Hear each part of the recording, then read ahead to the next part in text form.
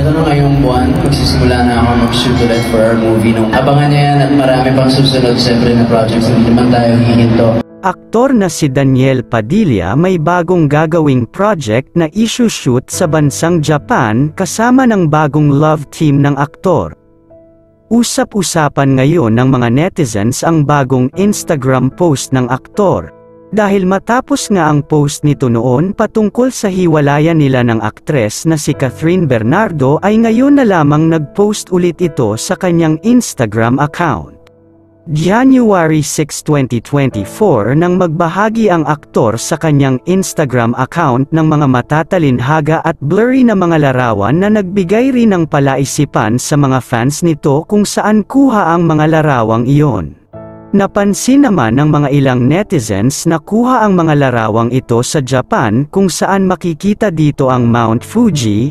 Isang malapit rin na kaibigan ang tinanong nila kung nandoon nga ang aktor at sinabing, wala pa doon ngayon ang aktor ngunit may plano ito na pumunta doon dahil may project daw umano ang aktor na issue-shoot sa Japan ngunit hindi pa nito alam kung kailan. Tila pinatunayan lang ng aktor na mali ang mga pinagsasabi sa kanya ng showbiz columnist na si Christy Fermin noon na kapag naghiwalay sila ni Catherine Bernardo ay dehado ang aktor dahil mauuwi na lamang ito sa kangkungan.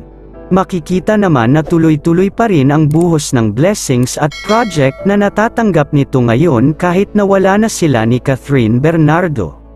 Ayon pa sa balita ay kung ayaw na itong maka-love team pa ng aktres na si Catherine Bernardo ay bibigyan ito ng ABS-CBN ng bagong makaka-love team sa isang proyekto na gagawin ngayong taon.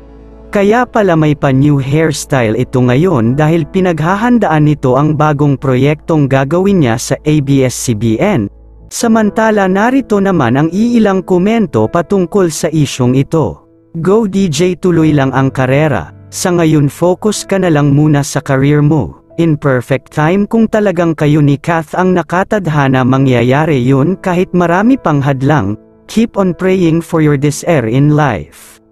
Alam ko kung sinong makaka-love team ni Daniel, si Richard Gutierrez. Gaganap kasi si Daniel na bibigandang lahi true to life story. Wala yan kahit may show siya tao biyan lalangawin. Yung mga matigas lang ang puso ang manonood. Kayo mga ka-showbiz, anong masasabi mo patungkol sa videong ito? Mag-iwan ng komento sa ibaba. Maraming salamat po sa panonood.